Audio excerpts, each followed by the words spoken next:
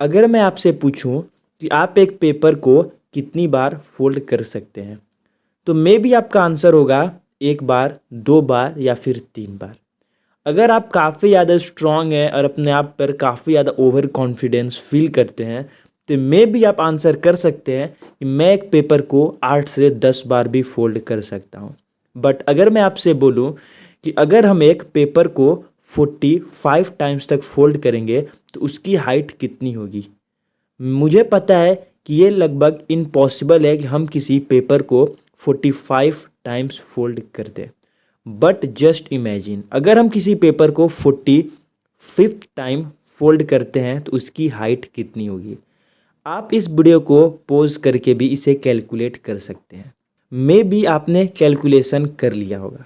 मुझे नहीं पता आपने क्या कैलकुलेट किया है, बट मैं आपको अब बताता हूँ कि इसकी हाइट कितनी होगी। इसकी हाइट होगी दुनिया की सबसे बड़ी बिल्डिंग से भी कई गुना ज़्यादा। अगर मैं आपको ये बोलूँ कि इसकी हाइट कुछ उतनी होगी जितने में आप अर्थ से मून तक का डिस्टेंस को ट्रैवल कर सकें।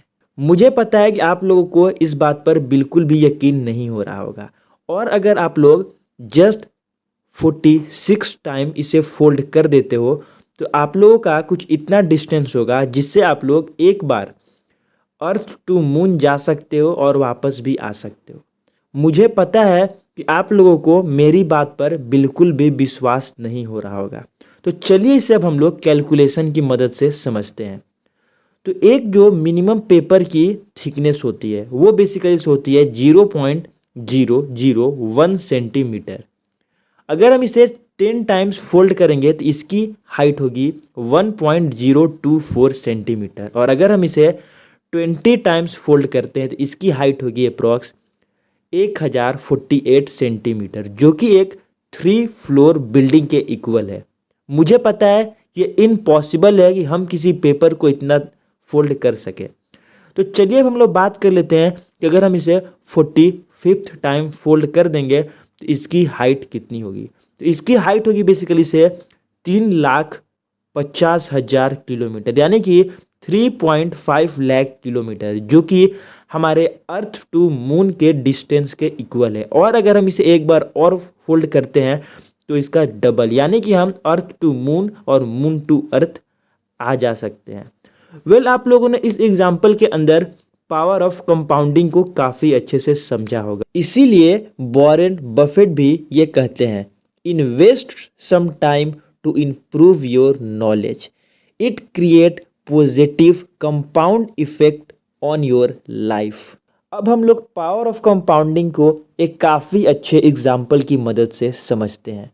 एक बार राजा ने अपने कुक को ये कहा कि आज मैं तुमसे काफ़ी ज़्यादा खुश हूँ, मांगो तुम्हें क्या चाहिए।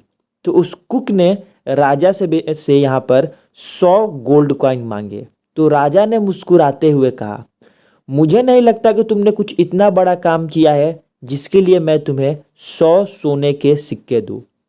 तो उस कुक ने काफ़ी मुस्कुरा कर कहा, ठीक है, मैं आपसे कुछ और मांगता हूँ। और उसने कहा कि एक चेस को लाया जाए और उस चेस में जितने भी बॉक्सेस हैं उसमें पर बॉक्स करके पहले बॉक्स में मुझे 1 रुपये दीजिए, उसके अगले बॉक्स में 2, फिर 4 और सो ऑन।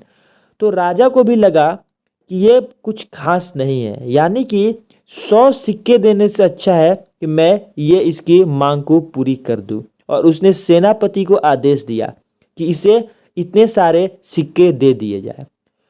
आपको ये बात पता होगा कि एक चेस में 64 बॉक्सेस होते हैं, और अगर आप लोग इस तरह से कैलकुलेट करते हैं तो आप लोग एट द एंड रिजल्ट देखकर काफ़ी ज़्यादा शॉक हो सकते हो। आप लोग यहाँ पे अपनी स्क्रीन पर देख सकते हो कि आखिरकार कितने रुपए होते हैं। मुझे तो ये पढ़ना भी नहीं आता, अगर आप इसे पढ़ सकते हो तो कमेंट जरूर करना। आई होप आप लोग इस एग्जाम्पल में पावर ऑफ कंपाउंडिंग को काफ़ी अच्छे से समझा होगा, क्योंकि ये काफ़ी अच्छा एग्जाम्पल है जिसके अंदर आप लोग पावर ऑफ कंपाउंडिंग को काफ़ी अच्छे से समझ सकते हो। चलिए अब हम लोग पावर ऑफ कंपाउंडिंग के एक काफ़ी अच्छे एग्जाम्पल को देख लेते हैं, जिससे आप लोग पावर ऑफ कंपाउंडिंग के एक मैजिक को देखने वाले हैं। एक बार हॉस्पिटल में दो लड़कों का जन्म हुआ और वे दोनों काफ़ी अच्छे दोस्त बन गए। एक का नाम था रोहन, दूसरे का नाम था रॉकी।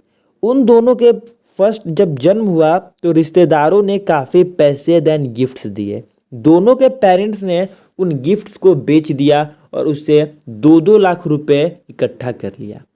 दोनों के पेरेंट्स काफ़ी ज़्यादा लॉन्ग विज़न रखते थे और उन लोगों ने अपने बच्चों के रिटायरमेंट के लिए 2-2 लाख रुपए को इन्वेस्ट कर दिया ताकि वो पैसे इनके रिटायरमेंट में काम आने वाले हैं। उन लोगों ने अपने रिटायरमेंट का नहीं सोचा बल्कि अपने बच्चों के रिटायरमेंट के लिए इन्वेस्ट कर दिया। उनके बच्चे धीरे धीरे बड़े हुए, उन्होंने एजुकेशंस ली, देन उन्होंने जॉब किया और एट द एज ऑफ 60 वो रिटायर हो गए। उसके बाद से उनके पेरेंट्स भी थे, वो काफ़ी ज़्यादा बूढ़े हो चुके थे, लेकिन वे लोगों ने उन्हें बताया कि हमने तुम्हारे लिए इतने पैसे इन्वेस्ट करके रखा है। रोहन और रॉकी इस बात से काफ़ी ज़्यादा खुश हुए। रोहन बैंक गया और उसने अपने पैसे को विड्रॉ किया। रोहन के पेरेंट्स ने उन पैसों को 15% के इंटरेस्ट पर इन्वेस्ट किया था और जो उसे इंटरेस्ट मिलने वाला था वो बेसिकली से सिंपल इंटरेस्ट मिलने वाला था। और जो रॉकी के पेरेंट्स से उन्होंने कंपाउंड इंटरेस्ट पर इसे इन्वेस्ट किया था at the interest of 15%। At the age of 60 Rohan को जब बैंक गया तो उसने अपने पैसे को विड्रॉ किया और उसने अप्रॉक्स 20 लाख रुपीज़ विड्रॉ किया और उससे वो काफ़ी ज़्यादा खुश भी था। फिर रॉकी अपने बैंक गया और उसने भी अपने पैसे विड्रॉ किए और उसने विड्रॉ किए 8.04 करोड़। मुझे पता है कि आप लोग ये रिज़ल्ट देख के काफ़ी ज़्यादा शॉक होंगे क्योंकि इसे बोलते हैं पावर ऑफ कंपाउंडिंग, क्योंकि दोनों ने सेम अमाउंट सेम इंटरेस्ट पर और सेम रिटर्न पर इन्वेस्ट किया था, लेकिन अमाउंट में कुछ इतना ज़्यादा डिफरेंस है जिसका हम लोग एक्सपेक्टेशन भी नहीं कर सकते हैं। और इस एग्जाम्पल में आप लोगों ने पावर ऑफ कंपाउंडिंग को काफ़ी अच्छे से समझा। चलिए अब हम लोग काफ़ी अच्छे ग्राफ की मदद से ये समझते हैं कि अगर 1-2% का इंटरेस्ट में भी आपको डिफरेंस देखने को मिलता है तो लॉन्ग टर्म में वो आपके लिए कितना ज़्यादा लॉस या फिर प्रॉफिट क्रिएट कर सकता है। अगर आप लोग वही 2 लाख रुपए को 10% के कंपाउंड इंटरेस्ट पर इन्वेस्ट करते थे तो आपको मिलेंगे at the age of 60 1.36 crore. और अगर आप लोग इसे 12% के इंटरेस्ट पर इन्वेस्ट करते हो तो आपको मिलेंगे 2.79 करोड़। अगर आप लोग इसे 15% के इंटरेस्ट पर इन्वेस्ट करते हो तो आपको मिलेंगे 8.04 करोड़ और सो ऑन। मैं आपको एक और बात बताता हूँ कि अगर आप लोग इसे 20% के इंटरेस्ट पर कैलकुलेट करोगे तो ये अमाउंट हो जाएगा 4.9 करोड़। और आप लोग अगर इसे 30% के इंटरेस्ट पर कैलकुलेट करते हो तो ये होंगे 1083.57 करोड़, जो कि काफ़ी ज़्यादा मुश्किल है इतना रिटर्न लेना। तो आई होप आप लोगों को पावर ऑफ कंपाउंडिंग का मैजिक समझ में आया होगा। तो बेसिकली से आज के इस वाले वीडियो के अंदर हमने देखा कि अगर हम किसी पेपर को 45 टाइम फोल्ड करते हैं तो उसकी हाइट उतनी होगी जितने में हम अर्थ टू मून जा सकते हैं, और अगर हम इसे एक बार और फोल्ड कर देते हैं तो इसकी हाइट कुछ उतनी होगी कि हम अर्थ टू मून और मून टू अर्थ का डिस्टेंस ट्रैवल कर सकते हैं। साथ ही साथ हमने सेकेंड पॉइंट के अंदर पावर ऑफ कंपाउंडिंग को किंग वाले एग्जाम्पल की मदद से समझा, जिसमें कुक ने जस्ट डबल करके कॉइन को मांगे थे। देन लास्ट पॉइंट में हमने रॉकी और रोहन वाले एग्जाम्पल की मदद से पावर ऑफ कंपाउंडिंग के मैजिक को समझा। तो आई होप आज की वाली वीडियो आपको काफ़ी ज़्यादा पसंद आई होगी। तो आप लोग नेक्स्ट वीडियो किस टॉपिक पर देखना चाहते हो वो कमेंट करके ज़रूर बताना।